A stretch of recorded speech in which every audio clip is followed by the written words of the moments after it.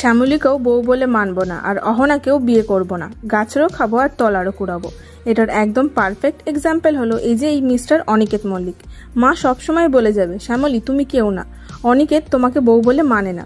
আর যখনই শ্যামলী জিজ্ঞেস করবে, সবার সামনে বলতে বলবে যে বলুন স্যার আপনি আমাকে স্ত্রী ভাবেন কিনা, তখনই মুখ দিয়ে আওয়াজ বেরোবে না, শুধু বলবে আপনি বন্ধু হন আমার। আজ কিন্তু শ্যামলী একদম ঠিক বলেছে যে আমি বন্ধু হয়ে থাকতে চাই না, কারণ আমি ছোট বাচ্চা নই। তারপর অনিকেতকে তার পুরো চরিত্রটা মনে করিয়ে দেয় শ্যামলী। তারপর সে ঠাকুরের মালা নিয়ে এসে অনিকেতকে বলে, এই নিন পরান অহনাকে, আর বিয়ে করুন, আমি কথা দিচ্ছি আমি পড়ে থাকবো না, আমি চলে যাব।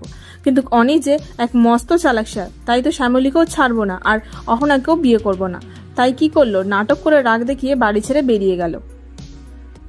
আর হ্যাঁ, আজ কিন্তু একটা ভালো জিনিস হয়েছে, অনির বাবা অপরাজিতাকে একদম ধুয়ে দিয়ে শ্যামলীর পাশে দাঁড়িয়েছে। শুধু তাই নয়, অহনাকে বাড়ি থেকে বেরিয়ে যেতে বলেছে।